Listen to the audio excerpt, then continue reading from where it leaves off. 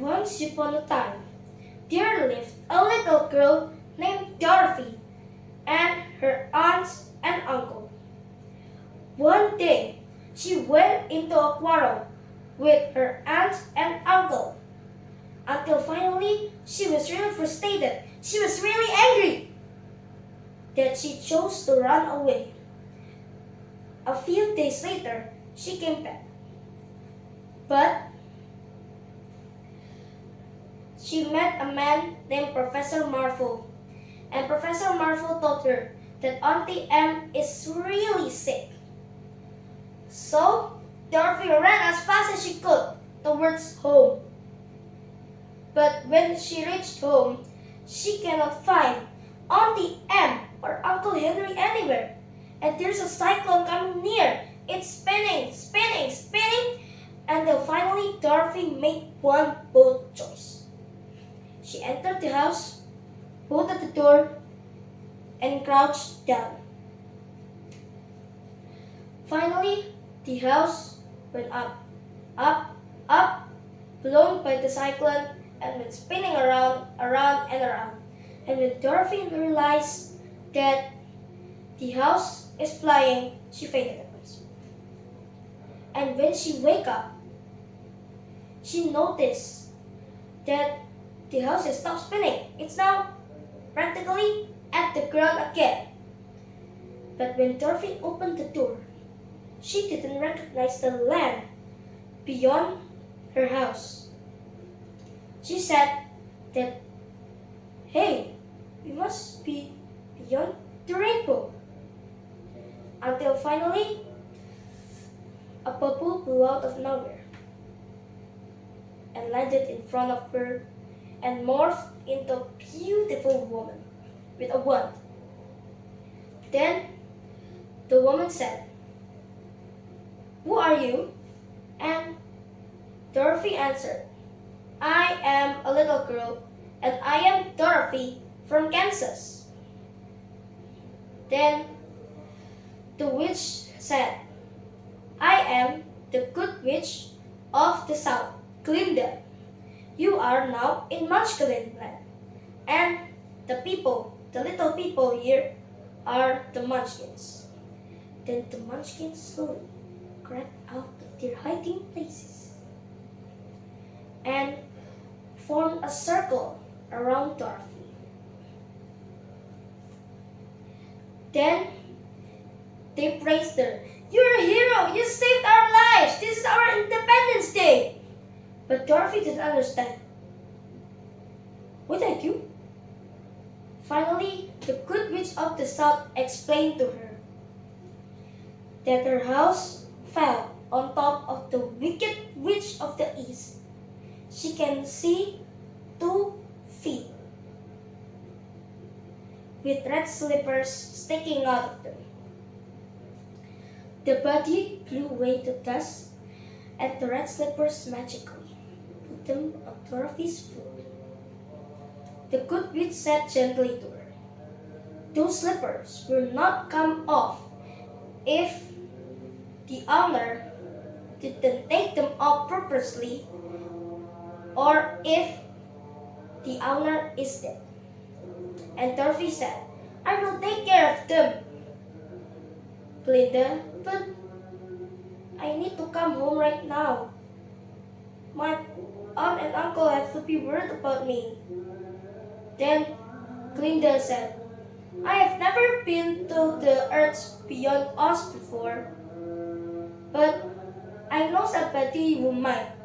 His name is the Wonderful Wizard of Oz, and he lives in the Emerald City." Then Dorothy asked her one last thing. "How do I get there?" And then Glinda pointed to a sparrow underneath their foot. It is yellow and is made of shiny bricks. Then she told Dorothy, "Follow the yellow brick road."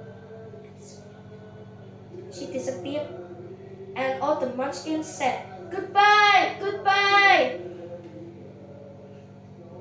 And finally Dorothy had no choice but to follow the sparrow. She spun around, around, and around, and it finally went up on a path that led outside the Munchkin land. Then the Munchkin lands said goodbye to her, and then she finally went on the journey. But on a crossing, she didn't know which place to take. But she heard a voice coming out from nowhere. Come on, everybody goes this way too. Everybody also goes this way. And then Dorothy turned to find a scarecrow standing right on top of a stick of the wheat field. Then Dorothy said to him, "You don't talk, do you?" Then surprisingly, the scarecrow's mouth opened. "I do, my little girl. Well, can you please free me from these sticks?" Dorothy untied the cords tying the scarecrow, and then finally the scarecrow jumped on the ground. Boom! And then he danced around, but he noticed and told Dorothy one thing that he don't like, that he didn't have a brain. Then Dorothy answered to him, "Well, maybe I know someone who can help. It's the witch of the West enemy, the Wizard of Oz. Do you want to come and help me? Do you come and accompany me? If you do, maybe the wizard will give you a brain." Then the scarecrow said, "I will be delightfully accompany you on your journey. Let's go."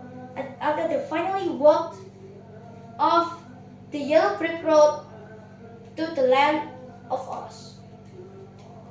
But then they went to a cottage, and not far from it, they saw two pairs of metal feet. Dorothy banged the doors, and the metal sounded tong tong. She finally looked up and saw a man made of tin. The tin man is rusted, and he can only say with his mouth closed, "Okay, okay." He says, "Oil can."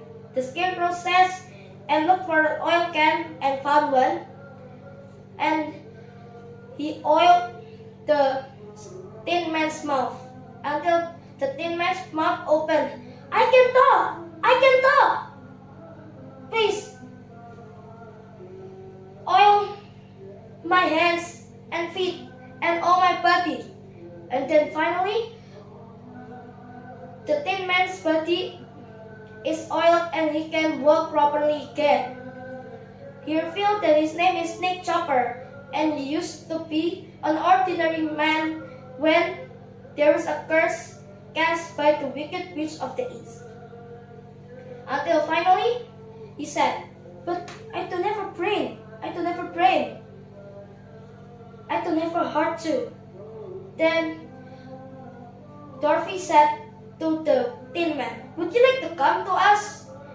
We would meet the Wizard of Oz." Finally, they continued their journey and met a cowardly lion who needs some courage to be the king of the forest. Then finally, they continued to the land, the Emerald City, but the wizard don't let them in, and finally said, "You have to bring me the broomstick of the Wicked Witch of the West, or else I'll kill you right here." They finally rushed towards the Wicked Witch of the West castle and battled her until she was finally melted by a bucket of water sprayed into her face by Dorothy herself. Finally, the flying monkeys and the Winkies, her prisoners, were freed. They gave Dorothy her flying broom. And Dorothy finally went back to the land of Oz with her friends, and the friends were granted their wishes. A brain for Scarecrow, a heart for Tin Man, a bravery medal for the Cowardly Lion, and a way home for Dorothy. Dorothy was reunited with her friends and family back home, and they lived happily ever after. Thank you.